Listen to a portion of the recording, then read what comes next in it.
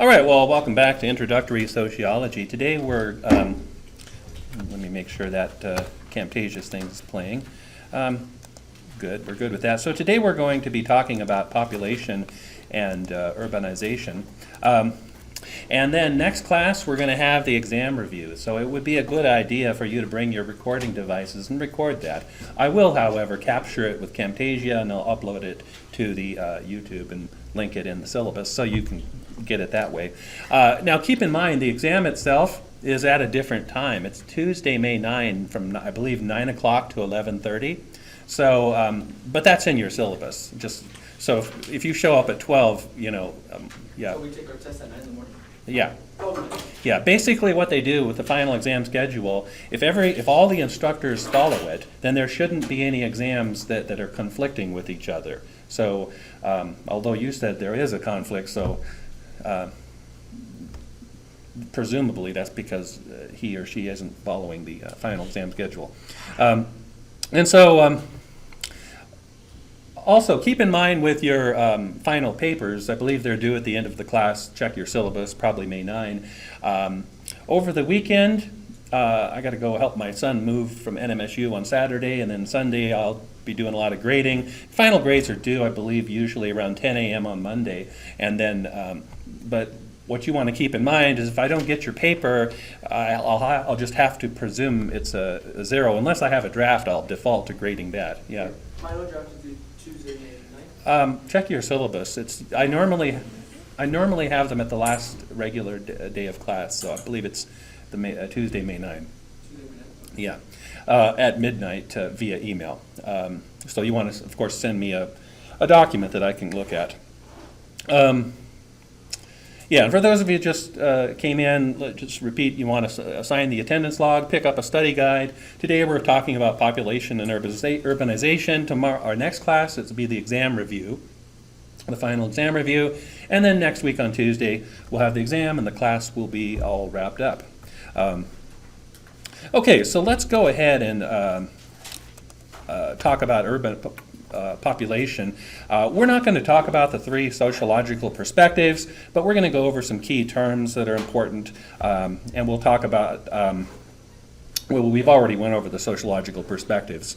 So first off, some terms. Demography is the scientific study of the size, distribution, composition, age structure, and social changes of a population. You would find demography courses in multiple areas: anthropology, sociology, political science, and so forth. And in some universities, demography may be a major itself, or certainly for graduate, a master's degree. So we don't need to know the difference between formal and social demography. That's not all that important for purposes of the exam. But again, so they study, and why? Well, for one thing, if you understand how a society is changing, you can make predictions for future needs. Like, should we build a new elementary school? That decision will be based on the study of demographic trends, in, for example, birth rate, movements, and so forth. So it helps us predict the future. It could help us predict the crime rate, say 20 years from now. Let's say we had a baby boom. We haven't really had a serious baby boom since the end of World War II. But for whatever reason, after September 11th, 2001, the terrorist attack, there was a slight blip, a little bit of an increase, noticeable increase in the birth rate. And so that will lead later on to a higher crime rate because crime is committed disproportionately by young adolescent males. And so if there are more in the population, there'll be a higher crime rate. It also can help us predict the needs for the health care for the aged. It can help us with the Social Security thing, the Social Security crisis. I mean, as I've pointed out before, originally Social Security was supposed to be a lockbox retirement savings account that you, every 2 weeks, the money comes out of your check and it gets into your Social Security account only for you when you retire. But over time, what they did is just start spending that money on various projects like roads improvements and so forth. And so the way that people currently get Social Security is from the people who are paying into it. And so it can be considered a kind of a Ponzi scheme because there's a lot more older people who are turning 70 or so due to the baby boom, and because of lower birth rate, there is fewer young people. So of course, as a young person, it would make sense to you to actually have control of that money rather than just giving it away. So population depends on three things: fertility, migration, and mortality. So we're going to talk about those three terms. And I believe for the exam you'll have to know one of those. First off, well, let's talk about what a rate is. A rate standardizes on a base unit of population so that you can compare. Let's take, for example, that this will just be hypothetical, but let's say in Seattle last year they had 300 murders, and then in Chicago they had 450. You can't compare those numbers. You cannot necessarily say that Seattle is a lot safer place. Why can't you compare raw numbers? There's one place out, more dangerous. Well, it might be more. Population size. There's population size, exactly. Chicago's just a lot bigger. So, so what they do is they standardize. Now, for things that are very common, it'll standardize on a 1,000. For more rare things, it'll be 100,000. And of course, this only applies to large groups. I would never calculate a rate, say in this class of whatever, 12, 15 people. But anyway, a birth rate is the annual number of births per 1,000 members of a population, and the fertility rate is the annual number of live births per 1,000 women aged 15 to 44, the likely childbearing age. And that allows you to get a better comparison, because what's a state do you think that has a higher percent of old people? Like, where do old people go when they retire? Florida or Arizona or something. It's sort of a stereotype, but there's going to be a little bit higher. And then Alaska doesn't have a lot of elderly people, but this allows a comparison, a fair comparison. So fertility. Now, fertility rates are influenced by biological and social causes. Health is a factor. If women are starving, it may be harder to become pregnant, or they may not be able to carry their children to term. Social factors would be like the use of contraceptions and abortions. There's actually a book called Freakonomics. What's the author? But anyway, he was a University of Chicago professor, and he has some startling conclusions. And one of his arguments about abortion is it reduces the crime rate, because not always, but a lot of times women who have abortions are single mothers and just not currently equipped to really do a good job of raising their kids. And so he theorizes that if they hadn't had the abortion, the kids might have been more prone to criminal behavior. But anyway, other factors would be fertility is just the number of desirable children to have in the first place. If you went back 50 or 60 or 70 years ago, most people would want to have 3 or 4 children. Now, most people want to have 2, and in some societies, we'll talk about China and Japan, but Japan has a declining population because they're not having enough babies to replace themselves. I mean, a couple would, well, it's rather obvious. How many babies would be necessary to maintain a population? 2 per couple, right? Because you replace the mom, you replace the dad. There's just there can be a tendency to not want to have as many children for various reasons we've talked about. Now, mortality refers to the death within a population. So we can use the death rate, and that's the annual, in other words, per year number of deaths per 1,000 members of a population. Now, we standardize on the 1,000 because death of natural causes is common. Now, if we're talking about a murder rate, that would be per 100,000, because murder is a lot less common than death by natural causes. So we can break it down into various age groups. One common example is the infant mortality rate. It's the annual number of deaths among children 1 year or younger, and it's a good indicator of the public health quality of a nation, mainly because most of this is preventable. That is, babies die for lack of proper health care, dehydration primarily. Now, migration refers to the movement of people from one area to another for the purposes of establishing a new residence. So it doesn't include tourism. So in the U.S., we're mainly on the receiving end of migration because we have, compared to other countries, fairly liberal policies on allowing immigration. Now, and few people are leaving the U.S., with the exception of, say, somebody who married a Canadian and moved to Canada or something like that. But very few people are just saying they want to renounce their citizenship and leave the U.S. So we receive it, and a migration rate's the number of persons who in a given year enter a geographical area for purposes of moving. Now, by the way, here's a question for why is it that in terms of the illegal immigration rate, we can only estimate it or guesstimate it? Because we don't have a complete list of all the illegal immigrants. I mean, I guess if we did, then Trump would want to deport them all, which, as an aside, as a practical matter, it would be a real hard thing to do. I mean, something about Ronald Reagan, is sort of a sidetrack, but Ronald Reagan in his Immigration Reform Act tried to ask this question: how much migrant labor do we need, and let's legalize that amount, because we do obviously depend a lot on migrant labor. Now, so the most part, people migrate because they're attracted to the area, they feel pressure, so this isn't on the exam, but push and pull factors. Push factor is something that makes you want to leave your country, like poverty or political chaos, etc. A pull factor is something about the destination country that makes you want to go there, like better economic resources and so forth. So, world population, the good news is the population growth is slowing somewhat. And in many countries, and if you do the research, there are many countries that are on the decline in terms of over time their population is declining. Japan is an example. But the bad news is exponential growth. Population grows by doubling. And the same thing is true with the money you put in the bank account or in a CD, but you don't really notice it that much because we have a limited life. We'll probably die before it doubles that many times. But world population goes on, and it grows exponentially following a rule of 70.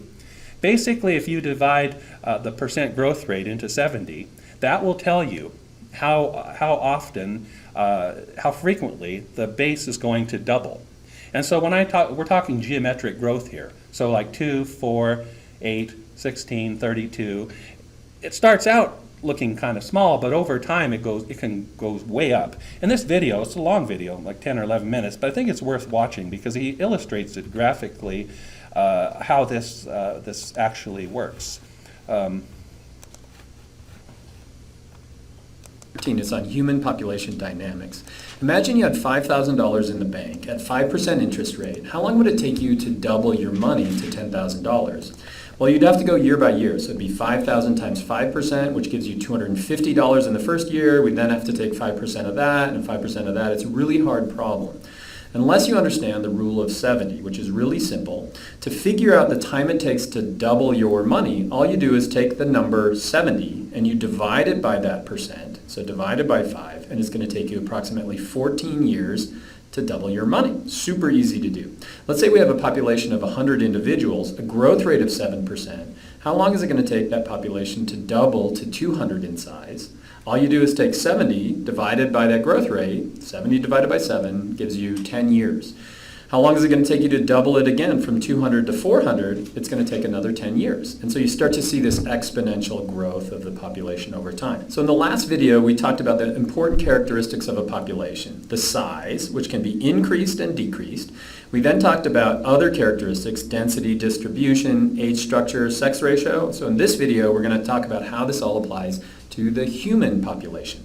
We'll start with density and distribution. We'll then talk about the size and how that size has changed over time. It's very easy to calculate growth rate, and now you know how to calculate the doubling time using the rule of 70. We'll talk specifically about birth rates using the fertility rate and death rates using the mortality rate, and then how industrialization, so the development of a country, can lead to what's called the demographic transition. And then finally, we'll finish up with the age structure diagrams. And these two things can be used as tools to predict the future population. And so if we start with human density and distribution, it's all over the place. So if we look here in Montana, it's less than 2 people per kilometer. If we look in the US, there are going to be way more people on the coasts, way more people in the Northeast, way more people in Western Europe, and way more people in Southeast Asia. In certain areas, it's going to be more than 500 per square kilometer. So there's unequal density and distribution. You can also see some neat patterns where there's desert. Obviously, there's not going to be a lot of people. We could look at the history of humans, which has maintained stability over a long period of time, but recently has shown exponential growth. Now, what led to that is going to be industrialization. So if you have access to constant food, constant sanitation, good medicine, we see an increase in the population. Now, there are some blips along the way. There's going to be the bubonic plague, where a third of the people in Europe died, but you can see over time we're seeing massive increases. What happens next? We'll talk more about that in the next video. And so if we look at the basic level, what's increasing in a population? Births. What's decreasing in it? Deaths. And so we have what's called the rate of natural increase. And so the equation is simple. Rate of natural increase equals the crude birth rate minus the crude death rate divided by 10. And the reason we're dividing by 10 is these values are generally expressed per 1,000 people. So in 2013, the crude birth rate in Afghanistan was 34 people being born for every 1,000 people. Crude death rate is only 8. So if we want to figure out the rate of natural increase, we just plug those values in. 34 minus 8 is 26, divided by 10 is 2.6%. And so that means this population is going to be increasing over time. Now you could try one with the United States. If I give you the birth rate and the death rate, could you calculate that rate of natural increase? I hope so. I'll put the answer in the description down below. Now once we have that value, how much it's increasing, it's very easy to figure out the doubling time. So how do we do that? Remember that rule of 70. You simply take 70 divided by the increased percent, which is going to be 2.6, and then it's going to give us approximately 27 years. So what does that mean? The population in Afghanistan right now is 30 million, so in 27 years it will be 60 million. And so if it's 2013, right, when these values were given out, it's going to be 2040 when the population goes to 60 million. Now, is that super accurate? It may change over time, and I'm not really dealing with immigration and emigration, but it's a simple, powerful tool that you can use. Now, what's changing the birth rate? We call that, demographers call that, the total fertility rate. That's going to be the number of births per woman during her reproductive period of time. And so if we look at what it is in Afghanistan, it's 4.9. So this imaginary woman who's around today will in general have 5 children. If we look at what it is in the U.S., that number is going to be 1.9. So why do we see such a huge difference between Afghanistan and the U.S.? Well, let's talk globally for a second. So the TFR, total fertility rate, back in 1950, globally around the world, was 4.9. So it's closer to what Afghanistan is today. And you can see that it's decreased over time. So why do we see this decrease over time? Well, in developed countries, women are going to have access to birth control. They're also going to have access to education and employment. Therefore, they don't have to get married and start having kids right away for stability. So they're going to have less kids over time. Now, a value that demographers will use is called the replacement level fertility. What does that value have to be to keep our population stable? And so you might think it's going to be 2 because we have the mom and she has to replace herself and the dad. So you think it would be 2, but due to mortality rate, it has to be a little bit higher. And in developing countries, it has to be even a little bit higher than that to have a stable population. So if we look at those fertility rates, there's going to be unequal distribution. So in the United States, the value is going to be between 1 and 2, but in sub-Saharan Africa, we're going to see really large values. That's because a lot of these are developing countries.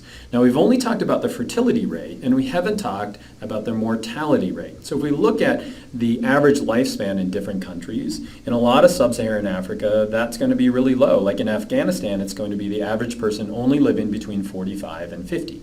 Now, disease, war can contribute to that. One of the best measures of how developed a country is the infant mortality rate. So in the U.S., that value is going to be between 5 and 9 per 1,000 people.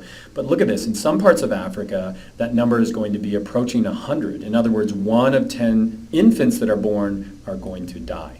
And so what I've been alluding to is this demographic transition. What happens as a country is industrialized? What happens as it goes from a pre-industrial to a post-industrial country?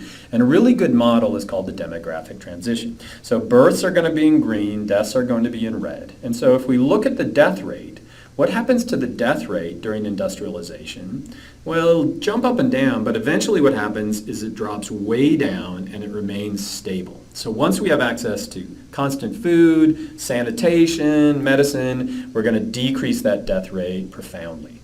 If we look at what happens to the birth rate over time, you'll see that it also decreases, but it shifted to the right a little bit. And so if we look back at this model of size being increased by births and decreased by deaths, what do you think is going to happen pre-industrial? Well, if these birth and death rates are essentially the same, now they're moving up and down, what's going to happen to our population, which I've graphed over here on the right? It's going to remain stable.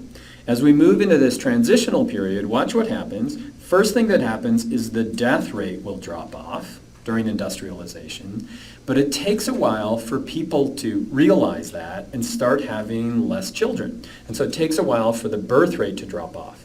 And so if we have a population where the birth rate is higher than the death rate, think about this down here, if more births are coming in than deaths are leaving, we're going to see a massive exponential increase in the population. What happens as these two approach each other during the industrial phase, as the birth rate eventually drops to the death rate? You could imagine that it's going to stabilize again. And then what's happening post-industrial, eventually we see the population dropping off. So we can see this in a lot of countries. Again, it's just a model, so it's not going to be perfect, but we can look at countries who've gone through this and allow us to make predictions about what's going to happen to countries in the future. So in certain countries, we can see the demographic transition occurred. So this is Sweden. What we're looking at here is going to be the birth rates in blue and then the death rates in red. So if we look way back in time, in the 1700s, there's a huge increase in death rates. So this was a smallpox outbreak. But what happens over time is the death rate drops off first, and then the birth rate drops off second. And then you can see they reached each other at the same point. So what happened to the population of Sweden during this demographic transition? It increased, and then it became stable. A good way to look at where a population is and where it's headed is using something called an age structure diagram. And so on an age structure diagram, we'll put males on one side, females on the other, and then the percent they make up of the population. And so if you're a female watching this and you're 18 right now, we could find you right here, so you'd be right here. So in this country, you'd make up around 7% of the population. Now, if we see an age structure diagram like this, where we don't have many people that are very old, and we have lots of young people, this is going to be a population that is just increasing, just going through that demographic transition. If, however, we get an age structure diagram that looks like this, where it's pretty much straight on the sides, this is going to be a more stable population. Now, this would be what the United States looks like. And you can even see the baby boomers, this large group of babies that were born after World War II, and they're just going to work their way up through the age structure diagram. If we look at this demographic transition, where is this going to be? Right there. But if we look at a country like Japan, at the bottom, we're not going to have many youth at all. And so where is that going to be? We're going to call that post-industrial. Now, there are going to be advantages and disadvantages of each of these, but we'll talk about those in the next video. And so did you learn the following? That the human population characteristics are density, distribution, sex ratio, age structure, which we can see in an age structure diagram. The size is the most important thing. We can use the growth rate to figure out the doubling time. But what are the other two things that contribute to that? Birth rate and mortality rate, or fertility rate and mortality rate. Remember, industrialization is going to bring about the demographic transition, and we can use these two tools to predict the future. We'll talk more about what the future holds for humans, but I hope that was helpful. Okay, so I think that sort of explains this, how populations grow or decline fairly succinctly. So the growth isn't equal, though, worldwide. Countries like India are growing faster, and countries like Sweden, Japan, Germany are declining, and the U.S. would actually have a declining population rate if it weren't for the immigration that we get. So growth, though, is the rule, and if left unchecked, there won't be enough food to feed the people, and there won't be enough resources for healthcare, education, and quality housing. China had a one-child, well, we'll talk about that when we get to it, but China did have a one-child policy that was rather strictly enforced because they were trying to get this under control. So the trend is for countries to move away from high birth rates as they become industrialized, and it makes less sense to have so many children. that they're no longer an economic benefit. And people are more aware of family planning techniques and so forth. And also the age at when you want to have your first children. If we went back 50 or 60 years ago, many women, maybe most, would want to have a first baby when they're 18 or 19 or earlier. But now most women are looking to do it when they're in their 20s. So ideally, when a country reaches the desirable number of people, it should try to curtail that growth and have a zero population growth rate. Now, in the U.S., we certainly have plenty of room to grow. So we're not approaching that point. So couples should replace themselves, or as the video speaker spoke of, due to mortality, maybe 2.1, a little bit above that too.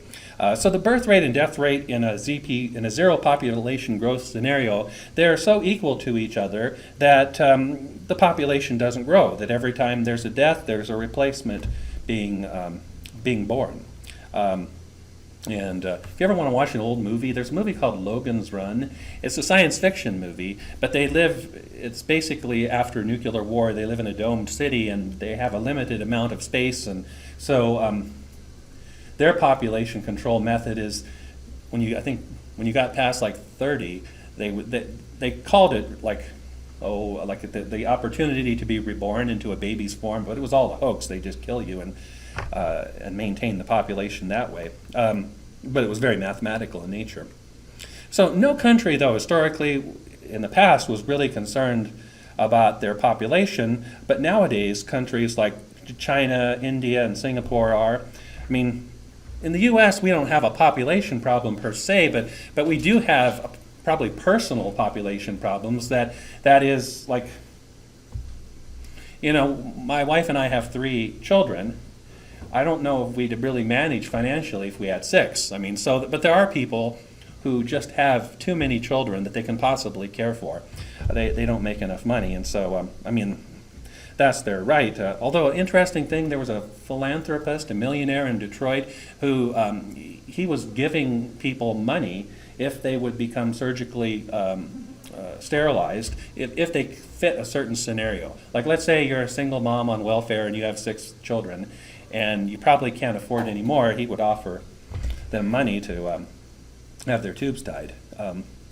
China was concerned about that, and it's interesting. This isn't a paper topic, but it would be an interesting one to write about, because China, actually, their policy was so effective and people got so used to it and so accustomed that they stopped it. And they finally phased out January of 2016. Although I don't have time to show you a video, but one of the interesting things in rural areas of China where there's more farming going on, they wanted to have a son because sons were better at farm work. And so a lot of times what would happen is if they had a girl, they'd either abort it or literally put it in a garbage dump or something, just throw it out, because they were only allowed 1 child and they wanted to have a boy. And so there's a sex imbalance now in rural China where you could Google it, but it should be about 50-50. There should be about 50% women and about 50% men, but in many parts of rural China it's like 62 or 63% men, and then there are many fewer women. And what that means, I watched one video that many guys complain that you really can't get married, there just aren't enough women. And so that had a negative effect in rural China. Now, the aging population, Americans are living longer due to more nutritious diets and better health care being available, better medications, etc.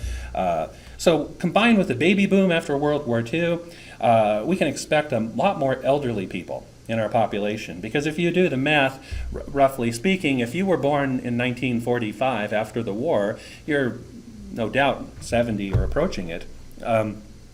So this will create a much higher percent of the dependent ages in a situation where fewer working Americans are available. It could strain the Social Security system. I mean, the Social Security system has been bailed out in the past. It used to be we were basically selling treasury bonds to U.S. citizens, but now increasingly foreign countries are owning our debt, like China.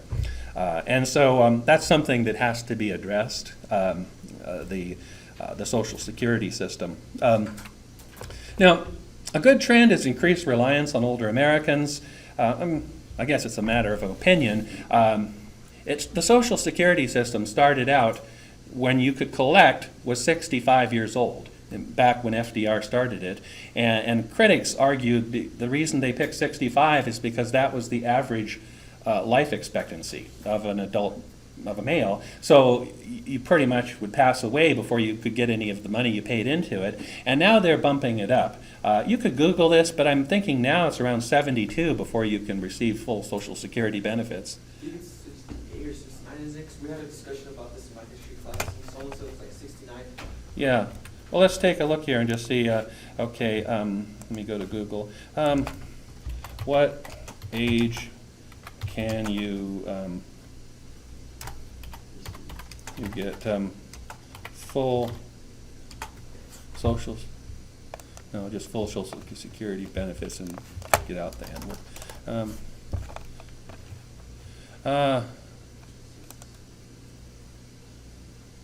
It depends on when you were born. I know that. It says, okay, your retirement age is 66. Okay. But I know for younger people, they're bumping that up. I think it's like 69. Didn't they change it like in the 80s or something? Yeah, recently. And it depends on when you were born. Older people, if you start your retirement benefits at age 62, your monthly benefits will be reduced by 30%.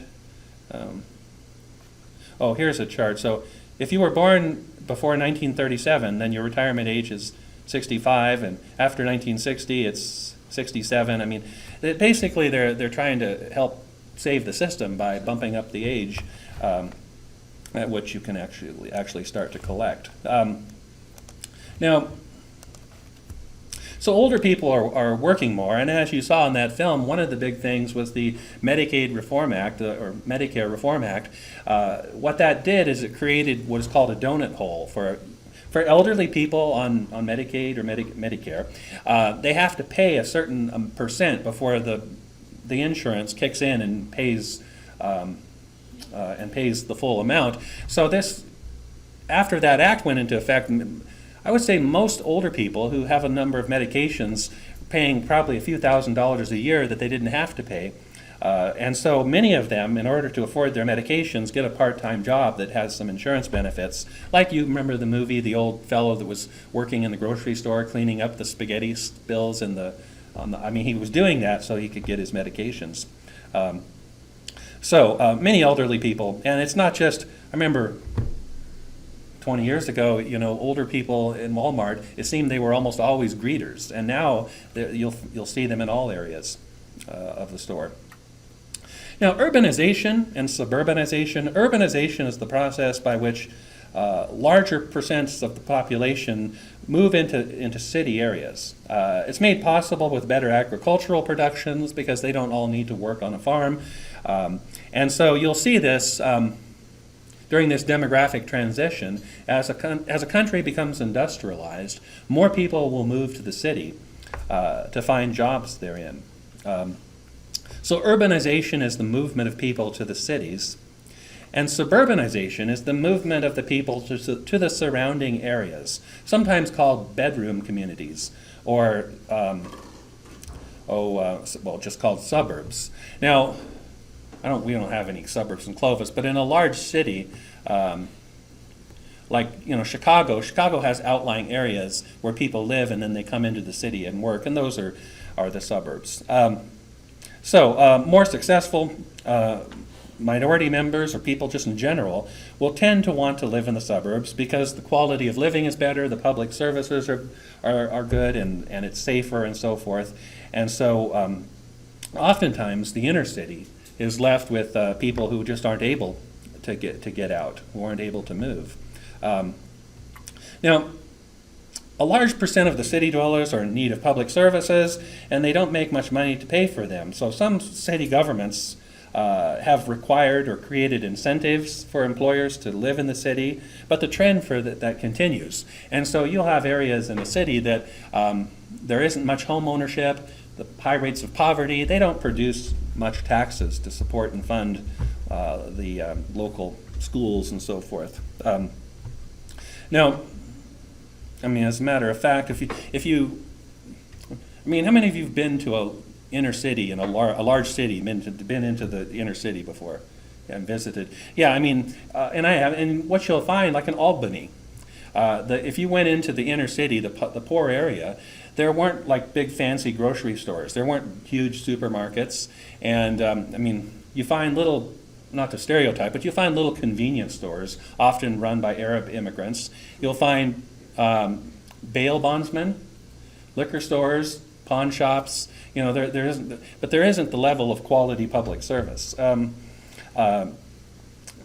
we're going to talk about the inner city, though, and so this is called the zone in transition, and this goes back to the criminological theory that we talked about when we talk about crime, but basically showing that as immigrants come to the country and when they're poor, they come to the inner city, crime rates are higher.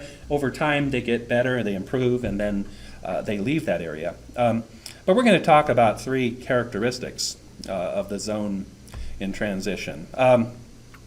First, and for purposes of the exam, you'll just need to know one of these characteristics, and you won't have to be able to define it. Although, if you want to, heterogeneity, the inner city often contains different races, religious groups, ethnic groups, people with different backgrounds that have different values about how to behave and act, and they don't always get along with the other groups. So there may be higher rates of crime and delinquency. It could be something about when to get married or different cultural values. So they don't have a strong, united culture, and they're not as connected. I mean, if you think about this, do you know your neighbors? You know, I remember when I was a kid, we knew all our neighbors. Now, I mean, honestly, right now, I mean, not really. I mean, I know two fairly well, and there's a third that I wave at. But if you go to the inner city, it's a lot less common to be connected and close. I mean, think about where you live now. So how many of you know your neighbors well? You do? You know? Yeah. So I mean, it's a good thing because you can keep. I mean, you can keep in touch with them, and if there's something perhaps going amiss, you know, you think there's something suspicious in the neighborhood, you can give them a call, let them know. So heterogeneity, residents don't relate with each other very much because of the different backgrounds, so there's less chances of social networks forming, and families are less likely to get involved with the schools. And one thing is because they may not be there that long. They may want to move out. And it could be just like when I lived in Albany, New York, I lived near the Rockefeller College of Criminal Justice, which kind of bordered the inner city. A few miles and you'd be in the inner city. My rent was about $600 a month, but I mean the rent in the inner city would be like probably half that. But the thing is, if you get a roommate, you know, get a better job, it's possible to get out of that area. And of course, one of the things, there was a big expose about slumlords. Basically, under most state laws, if you're in default or in arrears on your rent, if you're not current on your rent, then you can't make a complaint about the quality of the place that you live. So what they'll do is a slumlord buys a really bad, say, apartment, and he gets residents who are poor, who obviously can't afford, and charges them a lot, so they're going to get behind on their rent, and then he won't fix anything. You know, he should fumigate, you know, kill the pest, the bugs, and fix the shower and whatever, but he just doesn't do it because he buys up all these bad buildings and rents them to people who can't pay the rent, and so you have very bad quality of housing there. Now, poverty is another major characteristic. There are higher rates of welfare recipients and low income, lack of education is a factor. The rates are stable and persistent over time, and in the same neighborhood. It doesn't matter what sorts of people live there, and Chicago showed that clearly. Because in Chicago, in the inner city, in the 20s, at one point it was primarily Italian, and then it switched to Hispanic and black, and it doesn't matter what group was there was higher rates of crime and social problems. So community organizations need people, capital to be successful, and not only that, people who have time to contribute and have money to contribute. So schools, churches, and community groups tend to be underfunded. They don't have the amount of money and support that a suburban school would have. So, yeah, poverty is a problem. Now, there are a few social clubs for the neighborhood kids, and if they are, they're underfunded. In a suburban area, there'd be a more active parent-teacher association with lots of parent-teacher meetings. And of course, as I've pointed out before when we talk about education, other countries like Germany or Japan, they have a nationalized secondary education system that's equally funded. Now, private schools, those are a different matter. But in Japan, if you're talking about a public school, it doesn't matter whether it's in area A or B, they're going to get equal funding. Whereas in America, the poor schools don't get that much. And so, like, this won't mean much to you, but when I grew up in Ferndale, Washington, there was a high school called Seaholm in the suburbs of Bellingham. Seaholm High School had a lot. They had swimming pools, and it was a really rich school. And then if I compared it, say, to Nooksack Valley, which was more towards the Native American, an area of poverty, they didn't have as much. And so this is, how many, did you notice that? You've probably in high school, you visited other high schools occasionally, right? Did you notice, like, some of them just seem to have a lot of bigger, nicer facilities. So, inner city schools arguably benefit the teachers more and not the students because there isn't much input or there isn't much activity in terms of a parent-teacher type of situation. Now, mobility, there's high population turnover. This has to do with urban renewal and gentrification. Basically, there's a tendency in the inner city where borders on a nicer area is rich people will buy up the property, large chunks of property, demolish the housing, and then replace it with large apartment buildings that are nice that they're going to rent out to college-educated people. So you basically push the poor out of that area and take over. Anyone seen the film Boys in the Hood? Yeah, and he discusses that in that film. There's actually I remember a bulletin board. It says, like, sell your house cheap or something, and then the guy was discussing, like, what's going on with that. So he's like, like he's saying about how they always put liquor stores on every corner and something Someone like stop that. shooting each other and get together and work. Yeah. So the thing, though, with mobility is the successful residents will often leave or escape when they have the money or education to do so. So there's, Oh, an example of that was the World Cup when it happened in Brazil. Mhm. When they were building their stadium, they took out all the poor people around the area. They just ran them out. Yeah. So I think it's unethical, but if all you care about is profit, then it's a good thing. It's a good deal because if I'm a wealthy investor, I can buy up these dilapidated homes with poor people, push them out, and then real cheap, and then replace it and make a big profit. So the constant turnover of residents makes it hard to organize community groups, and that's another aspect of it. So potential leaders will often leave the community when they get the chance. The turnover is far from random. And so smart, hardworking people quickly escape the area and move out of the suburbs. And then there's this concept of white flight, which is sort of a self-fulfilling prophecy. Like, basically, some white people get worried if black people move into the neighborhood because they think the crime rate will go up. Now, if a lot of them leave, then the values of the property, if all the homes are on the market now, the values of the property will decline, and poorer people can get into the community. So basically, they cause the problem. Now, but in here with mobility, the more successful, potentially best role models will flee stigmatized neighborhoods whenever possible. And, you can see, I remember my brother-in-law, Yoshihisa Mori, came to visit us in Chicago in 1995, and he loved jazz. In fact, he played the trumpet. So he wanted to go to an African-American jazz, restaurant or something. And so I Googled it, and then we went, and it was just like, all the people there were really, really rich African Americans, doctors, lawyers, engineers. I mean, you had jazz, but it was interesting to see like the split there. That I think Yoshi wanted to, get a better feel for the jazz, but that this was in, what's that place near Northwestern University? But anyway, it was a jazz club near Northwestern. So that's it for today, and as I said before, just a reminder of where we're at and where we're going is we're going to have the exam review Thursday, and we'll have the exam on Tuesday, and the final paper is due on midnight via email, and the exam itself is at 9 o'clock from 9 to 11:30. So what we're going to do now is review for the quiz, and after that I'll distribute it. So, fertility rate. You need to know that a fertility rate is the annual number of live births per 1,000 women of childbearing age, roughly from, 15 to 44, something like that.